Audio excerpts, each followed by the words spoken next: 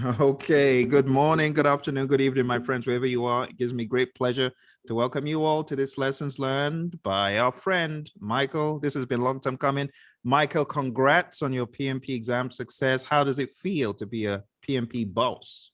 It felt great. The stress is over, and it was worth the pain, sweat, and tears. It was worth it all. My goodness. Do you still have PMP memorabilia behind you? Is that a whiteboard with Oh planning I'm yeah, seeing? Are yeah. you kidding me? You I haven't torn still that thing have it. down?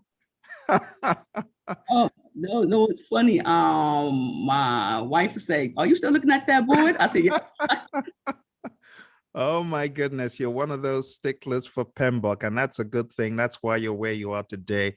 So, Michael, I'm really excited. You were part of the journey from the project management masterclass. You've gotten to success, and a lot of our friends on the call today, they're going through a similar program to you.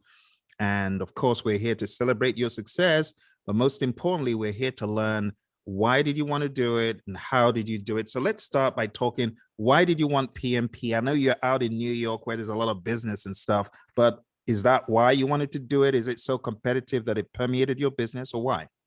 Yes, it's very competitive. Actually, I'm a PC land technician at the New York Public Library. So I get the opportunity to work with the network engineering, the desktop engineering, and the project team. So Mm, I like working with all the three different departments, but what excites me more is the project team. mm, Closest I get to being a project manager is just being a project lead.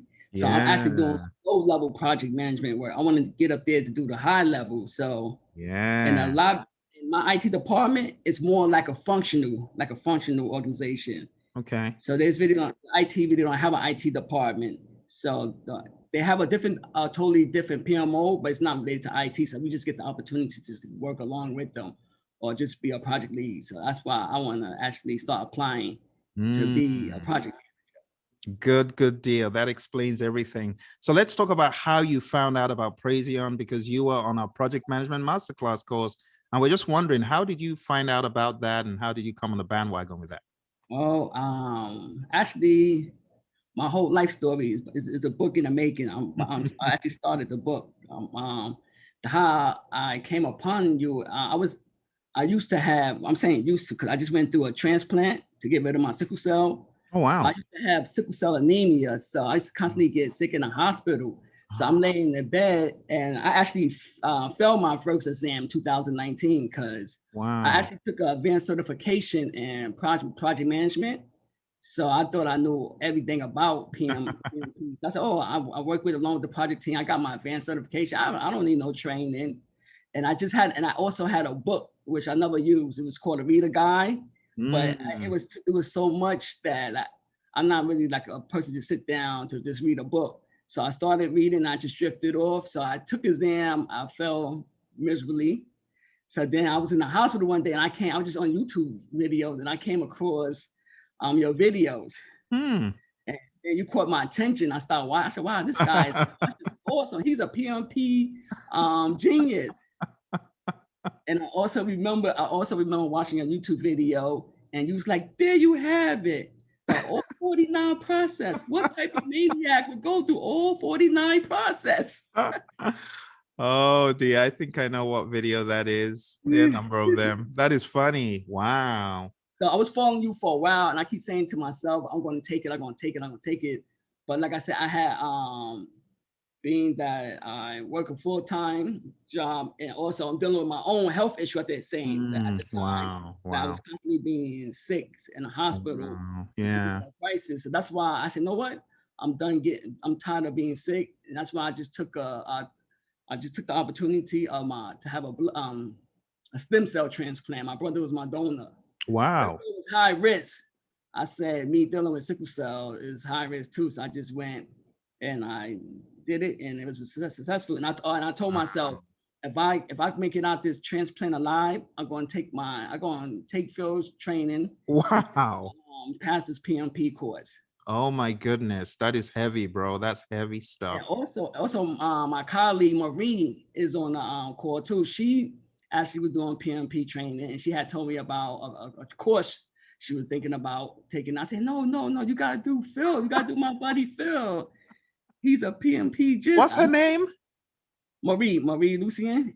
Oh, I think course. she'd always talked about you. She actually started the training before I did. I told her about it. Yes. So oh my goodness. She told me, "Oh, you're right. This guy is a PMP. He's a genius." I had no clue you and Marie even knew, let alone, I had no clue. So I'm glad we're talking. That's great feedback. Wow. Yeah. And also, during the pandemic, I was home. So, during the pandemic, they was offering a whole bunch of stuff. And Steve Harvey also co-signed this PMP training. And you got it was actually like $1,000, but you got it for $20. I did that thing, Phil. I was like this at the table. You need to send that to me. Was that a joke? Was that one of Steve's jokes? Ridiculous. Yeah, I was like, what? Because he co-signed it and said, oh, it's $1,000 course, and you get it. If you put my promotion code in, you get it for $20. I was like, oh, we'll pay $1,000 for this. I felt sorry. I was upset about my $20. That is hilarious. That must have been one of Steve's jokes. That is ridiculous. That had to be one of Steve Harvey's jokes. That is ridiculous. Oh my gosh, that is a really long walk down memory lane. Wow, thanks for sharing that. So let's talk about, now you finally knew about Praizion, and I'm really excited for you and really grateful that you sailed through and it was a successful procedure. And now you decided, okay, I'm going to work on this thing with Phil and Roy, and then you come along for the course in January.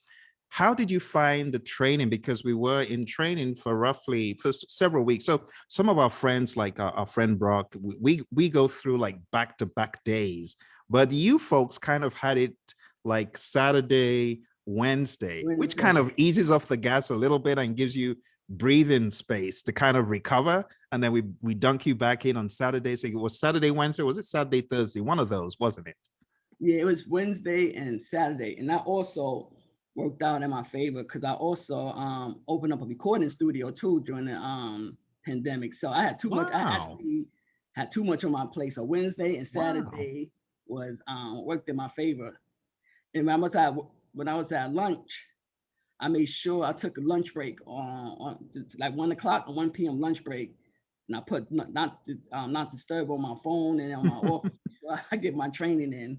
Yeah. And then on Saturdays, I set the time every Saturday to do the training. So every Saturday, I had to share my time between you and my daughter Zoe. Zoe used to be walking around. That's Phil again. You gonna play with me?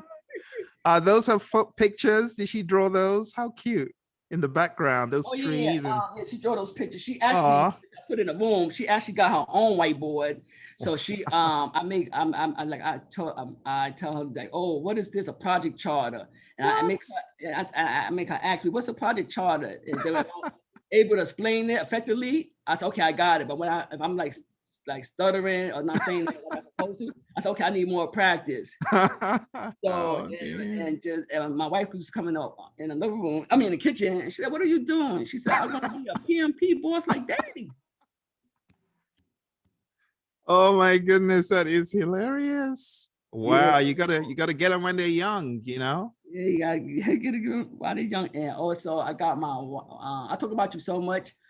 I have my wife and daughter calling you Uncle Phil.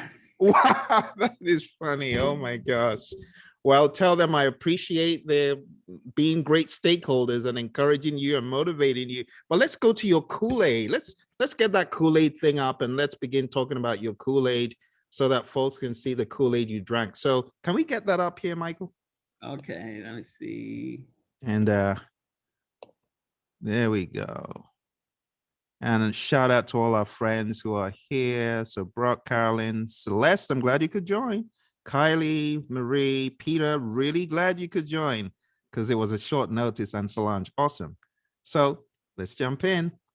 Can you see it? Not yet. You got to hit the share, the green button, the share, and then you have to beam it up for us. You see that green share button? Like somewhere here. Somewhere around here. It's a green button that says share. And if it misbehaves, I can always share it from my end, but I would have liked you to drive. Do you see it? Yeah, screen share. Yeah. Being the gamer you are, this is a cakewalk for you. So Yeah. okay. And do F5 so that we can see it max screen. Can you do that? Or can you just hit the max screen button? So do you see right down below? So you go down below, you see that max screen icon near the percentage, 116%, because we want to blow it up so everyone sees it. Like go down to the bottom right, Michael, bottom right of the screen. Or just hit F5, hit F5 on your key. There we go. We're in business. Go, take it away. Take it away. As you guys can see, I drank the Kool-Aid. A whole picture of Kool-Aid. So these are my 10 tips to help pass the exam. So you must read. I read the PMBOK Agile guide and the PMBOK guide itself. I concentrated. Actually, I didn't know what to expect on exam, so I did predictive and Agile. I focused more on the predictive, being that I love Agile. So I know my weakness was predictive. And I knew that because every time I took field exams, mock exams, I didn't do too great. So you must take field flex quizzes is a must. Oh, the flex quizzes is very helpful. It's like a little puzzle, similar to what's on the exam. I just took that over and over and over and over until I got it like down packed. And like Phil said, don't fail the mock exam so you can pass the real exam. Because a lot of us was reluctant to take the exam because we thought we wasn't where we at. But I recommend just taking plenty of mocks. And also I did plenty of the open assessment on scrum.org as Phil suggested. And you must know the page 89. That's definitely a must. And his PMP essential guide, that was very, very helpful. And I also bought an audio digest from his website. That was very helpful. I listen to that almost every day. And before you take your exam, I suggest that maybe take a day or two from work so you can have your mind and body ready for that exam. You got to prepare yourself mentally. And also, you must know the difference between the product owner, project manager, stakeholders. Let me see if I can move this over. And the scrum master.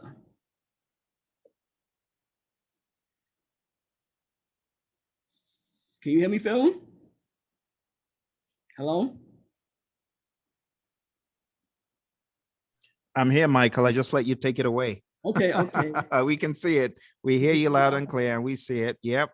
So you're saying we need to know the key roles of these players, the product owner and how that differs from the project manager and how that differs from stakeholders. Makes absolute sense. Because those are going to be a bunch of scenario questions regarding the scrum master, stakeholders, project manager, and product owners. So they're going to be multiple questions in different scenarios. So these are just like bullet points, but once you go into the PMBOK guide and also the LMS, you will get more into details of what they mean, but you definitely need to know that. Good. And also, this is a little trivia. Oh, dear. Trivia. Oh, wow. Interesting. Can we is okay, so let me ask the trivia question. All right. Why don't you folks jump in and choose? An agile project team begins the development of project deliverables. The sponsor stresses the importance of having the stakeholders apprised or praise of value gain progress as often as possible. What is the best way for the project manager to address the sponsor's request?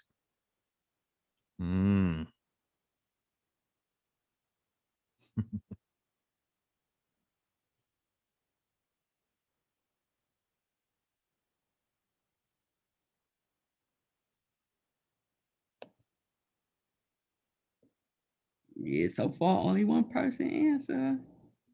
Chat in your questions, everyone. They didn't know it would be a working meeting, obviously. They're not ready to to jump in and choose. Oh, they're thinking. You said fun. I don't think this is fun, Michael. But a lot of people don't see this as fun. Fun trivia. It's not trivia. There's nothing trivial about this. This is pretty serious. Oh dear. Get your PMP mind rolling. Okay, I see more answers coming in. And like Phil said, we can't see who's selecting the answers, so don't be afraid. Right. It's all anonymous, my friends. You know, you need to get used to one of my mentors. He says, jump off from the ledge and grow your wings on your way down. In other words, just do it. just do it. Just choose an option. It reminds me of a student who had 30 questions unanswered on the exam. 30 questions. Can you imagine?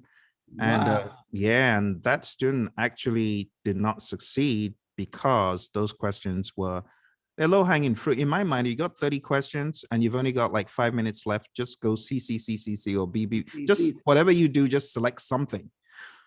But anyway, come on now, folks. 3, 2, and 1. Let's end the poll. And here are the results, Michael. So what is the answer? The answer is B.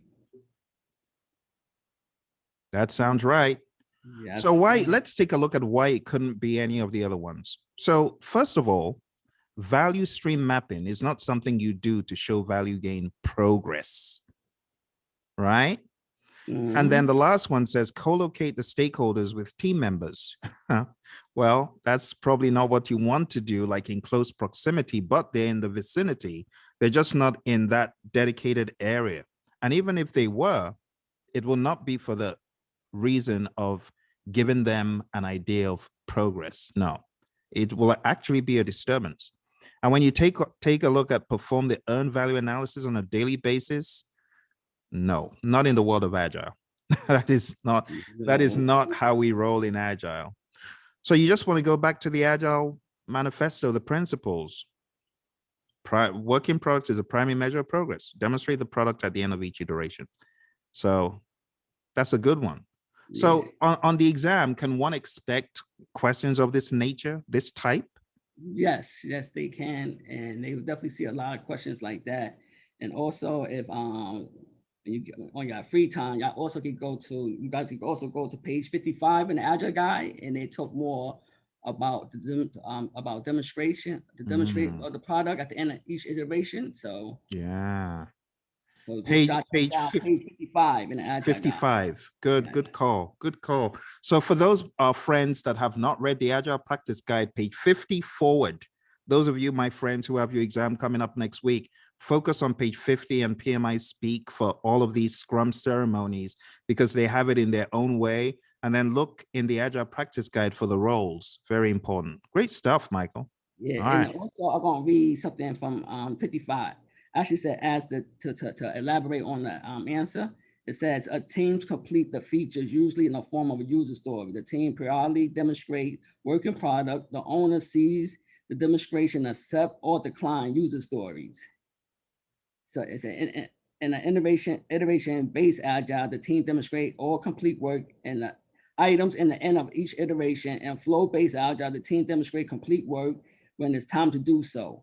So you guys can read along to get a clear idea why the answers demonstrate product at the end of each iteration. Great call. They may not call it a sprint, and as Michael read, you could be in the world of Kanban, and when appropriate, they're not calling it a sprint, but when appropriate, that work is going to be demoed. Good stuff. All right, let's move on, Michael. What else do you got?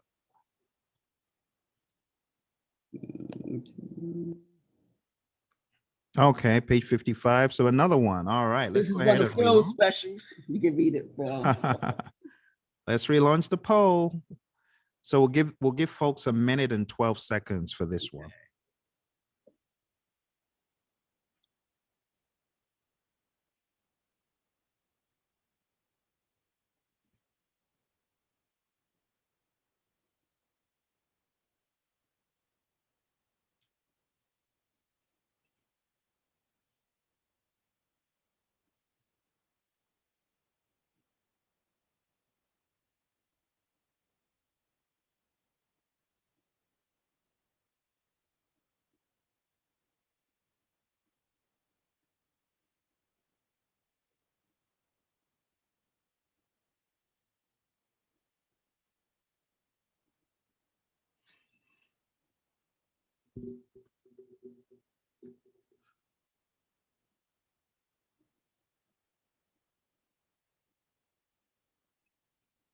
Yeah, I saw tons of questions similar to this one too. Wow.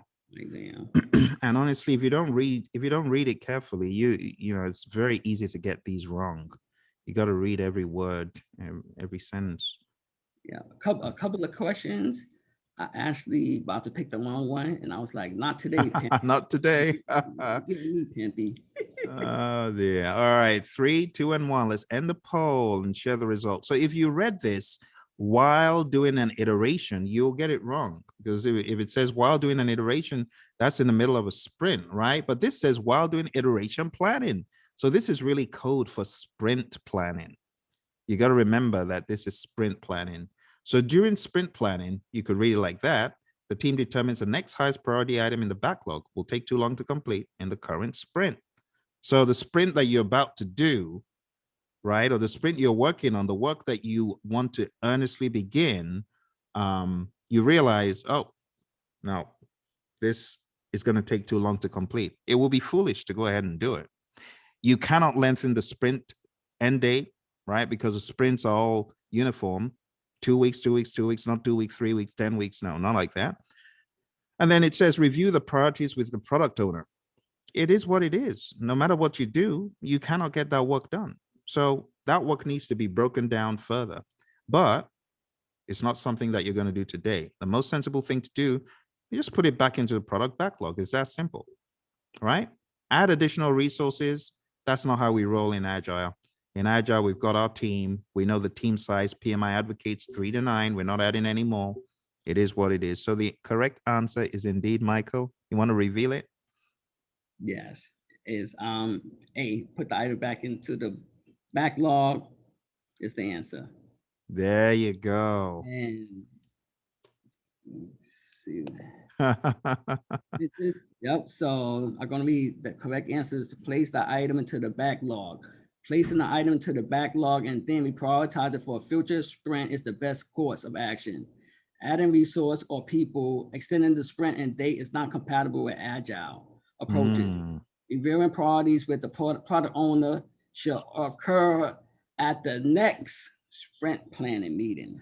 There you go. Not during the review. So, yep. Exactly. Yeah. That would derail the meeting. Okay. Well, that is awesome stuff, Michael.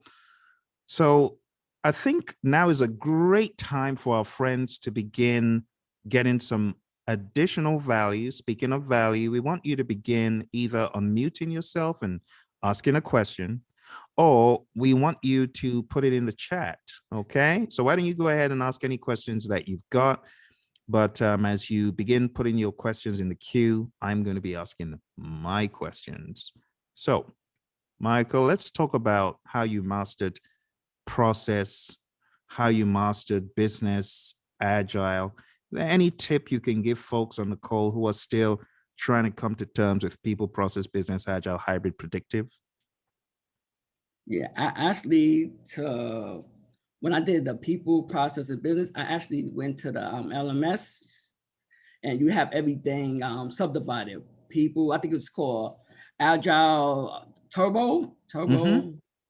Yeah, so you had the people domain, the process domain, the business domain. So I just follow. Cause I had an issue. I didn't do too well with the following in the Agile book and the way the PMI put in order. So the way you put it in this order was very it flows better. So I just studied the Agile Turbo. I did the people domain, the process domain. Then after I watched the videos, I took the quizzes. And when you and Roy point out certain aspect, I just went to the PMBOK guy. Gotcha. So that Agile, I think you did it in the middle of the course. Yeah, somewhere where we went through people, process, and is that where Roy and I went through everything like in a hybrid fashion? Is it that one? Yes, that one. Gotcha. So that is the immersion training. Yes, for those of you on the LMS, that's immersion training. That helps. Okay, we've heard that from so many people so far. How do you advise tackling the ITTOs that people always cry about? Oh, for that, I actually struggle with the ITTOs myself. So what I did to help me with that, I just continue to watch your videos on the process just to get a Mm, basic overall understanding. So you have a video on YouTube, the 49 process. yeah. So I watched that over and over and over. Had it on my iPad, my iPhone. Good stuff. So Good stuff. that right there definitely helped me with the ITTs. And I can still hear your voice in the video saying control quality, you checking the deliverable, validate your customers checking the deliverable. Yes. While I'm watching videos like that, I have conversations with myself to help myself remember. Ah, yeah. That's how I tackle the ITTOs.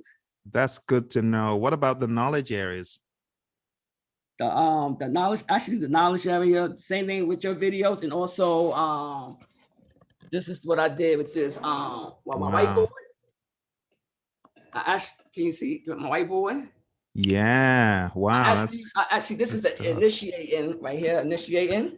I Mm, actually started at 4.1, then I went mm, straight down to 3.2, which is the stakeholders. mm-hmm. It's initiating. Then I went over to chapter 4.2, develop project management plan.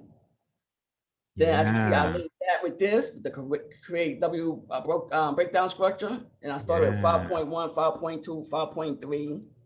Yeah. Gotcha. Basically went vertical all the way down. I went vertical. That's how I went because I tried it the other way, and I wasn't still getting this. I went vertical, Mm, and the reason why I chose that to go vertical because also I have this little chart. It's also I think it's vertical in the PMBOK guide too. They show it. yeah. Yes, indeed. You got to go vertical and horizontal. Both of them will help you, but vertical is really more like real world, what happens in the real world. Good stuff. Yeah, because basically, especially I think it's helpful to go vertical because, for instance, when they ask you about develop product charter, what's the next step? Is to identify stakeholders. So you're That's going to get a lot right. of questions like that. Mm, absolutely. Yeah. So know your page 25. 5. Did you do any brain dumps when you got to the exam of page 25 or anything like that? No, I didn't do no brain dump. I just make sure my conversations with myself is my brain dump. Okay. So let's talk about the exam, and May is giving you a shout out. So thank you, May. We're looking forward to getting your lessons very soon. Yes, yes, sure. Congrats, Michael. Congrats to everyone Thank you. who Thank passed. you. And looking forward, we're still we're still in this race until everyone gets certified. That's right, May. Oh, yes, the Absolutely. studies group. The studies I recommend study group. That's very helpful too. Yeah. So May, we're going to look at a date in the future when you can do likewise, and we're really looking forward to it. So start gathering your specific lessons, okay? I will, sure. Thank Good you. stuff. Good stuff. Thank you. All right. So let's talk a little bit more about the exam, Michael. Do you take it at home or did you go to a test center? I took it at home. Okay. So about how many questions were you answering every hour? I think Roughly. every hour I answered I think within 75 minutes, I answered about 70 minutes. I did mine 60 questions. Then middle, I know, and I didn't keep track. I was watching the time, and I know I was still had a schedule with my second set of 60 questions. Then the third set of 60 questions, I only had 32 seconds to spare. Mm. Wow. That is crazy. Because I was like, I'm not going to leave not one question unanswered. So actually, when I think I had about 13 questions, I had about like 6 minutes to answer 13 questions. Oh my gosh. So I started what I did. I started speed read. What I did, I just went to the second sentence Mm. and I read it. I said, I think I know they're talking about this. Hmm. I didn't want to leave. I didn't want to take the chance of just putting A, B, B, B. So Yeah. Let's talk about what people normally want to know. Agile. How much of your exam would you say was agile in terms of percent, roughly? it's about 70% agile. Wow. And that's including hybrid and yeah, so that was about 70. The total exam was about 70% agile, and I had 30% of predictive. Wow. Wow. Okay. So But I it was think that, about go on, Michael. yeah. I was expecting the exam to have a lot of predictive, but because some people like I know I had to study everything because some people said, oh, I had 50-50. Some people said, oh, it was all agile. Some people said, oh, I had more predictive questions than agile. So I said, oh man, I got to study everything then because I think a couple of people from my group said, oh, it was mainly agile. So I said, no, what? I'm just going to do agile. Forget this predictive stuff. Then I ran across someone that said, oh, my exam 50-50. I said 50-50. I started back hitting the books on predictive. But overall, I was ready like for the exam. I was waiting for my theory X, theory Y. I didn't get it. I was waiting for my what else I was waiting for? Theory X, theory Y. Little slow. Oh, Yeah, that's agile. I didn't get that. And I was waiting for my favorite, the Storming and Norman. Oh dear. I didn't show up. Storming stage. So I didn't show up. But Myers-Briggs did, as always. Oh yeah, Myers-Briggs was a puzzle. That was easy. And I wasn't going to study the Myers-Briggs because usually it's most likely it's probably don't be on the exam. Yeah. If I was, I'll study anyway. And at the last minute, I studied it. I listened to you and I studied it. I said, wow, I was on the exam. PMI, they're just full of trickery. So for those of you that haven't studied Myers-Briggs, go study it. For those of you that do not know how processes map to a process group, you know, one of PMI's examples was stakeholder management and how the processes of stakeholder, what process group they belong to. They could give you anything. You don't know. So just be ready. But if you don't know Agile, you're in trouble. You need to know Agile really well. How many times did you read the Agile practice guide, Michael? I read it 3 times. Wow. I read it 3 times. And the audio, I listened to it at normal speed. And then I listened to it again at 1.25, then again at 1.50. Wow. I listened to that audio so much, I had the earbuds in. I like, Phil, you even got me in trouble a couple of times in the supermarket. And I had my earbuds in. Oh, dear. And my wife said, do you hear what I said? I said, oh, what you said? Or I'm driving and I'm in the car driving. They listen to the radio. I got in my earbuds. Oh, dear. That is... And she said, crazy. Are you listening to your PM stuff? I'm like, no. I had it on. So she asked me a question. I said, huh? She said, you do have it on. I hear Phil. Well, I'm sure she's relieved now. I'm sure she's like, thank goodness you're done. Yeah, I know the family always endures a lot. Just, you know, friends, family, everyone, as we go through this crazy preparation. But I'm really excited that you're done now.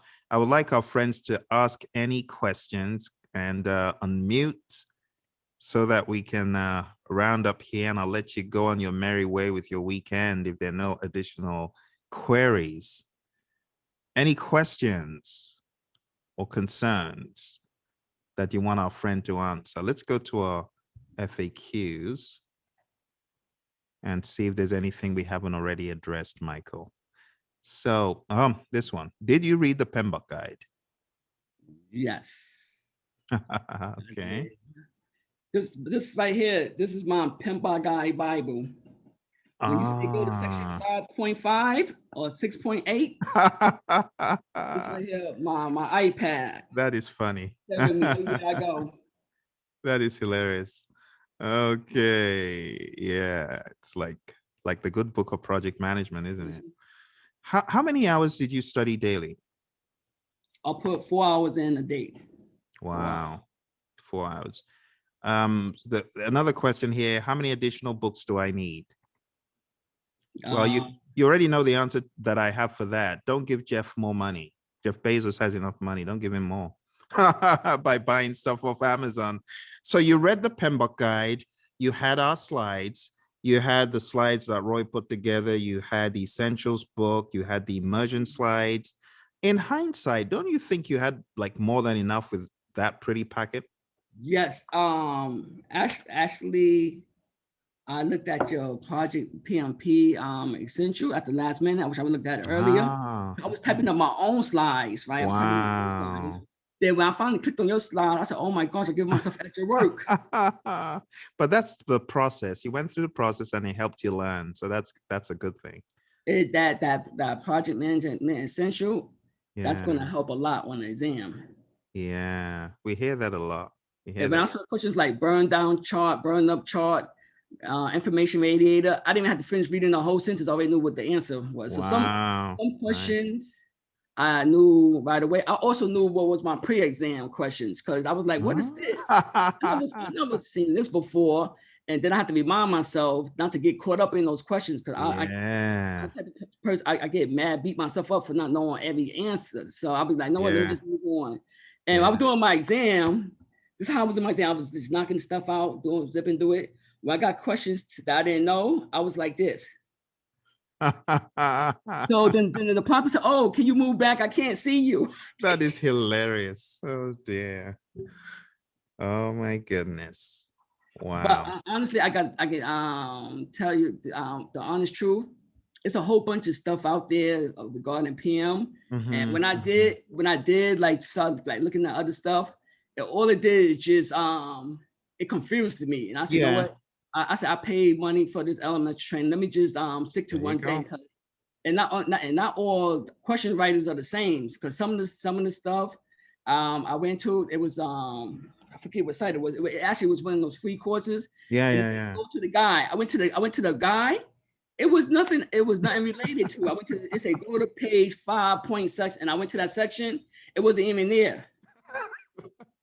I said, no, I got too much going on. I said, Phil, give more than enough that we need to study. So I said, you know what? Let me just concentrate on what I have. There you go. Yeah, there's always a temptation because outside there are many voices and there are many people who try to position themselves, But Roy and I have been doing this for a very long time. I got certified in '05.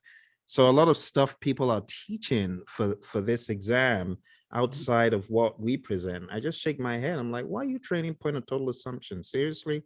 Why are you training that? Why are you training, because I know that this stuff is not going to come out on the exam that they currently have. The exam they currently have is very much whittled down to hybrid and agile predominantly, even though they say it's a 50-50. I know that most people, not all, most people have definitely had more than a 50% share of agile. And that's why I say you got to know agile, you got to know it really well. You got to know it really well. Of course, you need to know predictive just in case PMI try to use you as the guinea pig because they could give you a 50-50. And then what are you going to do? But I'm really excited that all of our friends who have taken the exam from the class, your class, understanding predictive and agile both has helped them. And even though PMI threw 50-50 at some of our friends, they were able to just catch it and run with it. So yeah, know your predictive, know your agile. Even though we're saying Michael's exam was heavily agile, you also heard him say, there are other people that have had 50-50. Okay. And in fact, one of our friends here, May did share that right off the bat with some of us, right, May? Exactly. My advice: do not drop the predictive because I think PP, as you told us several times recently, Phil, PMI are taking conscious that there's a very high percentage of success presently, and they're changing their exam. So Yes. mine was, if I could say not even 50-50, I would say honestly it was 60 predictive and hybrid, and 40% only agile. Wow. Honestly, and I was so happy because I was hearing you every time. I was so happy not to let have drop the predictive part. Yeah. So my advice to everybody: do not take chances because you never know where do PMI come from. Wow. Thank you, May. That is very helpful, contrasting feedback. Great stuff. Great stuff. Thank you. All right. Well, you've heard it, my friends.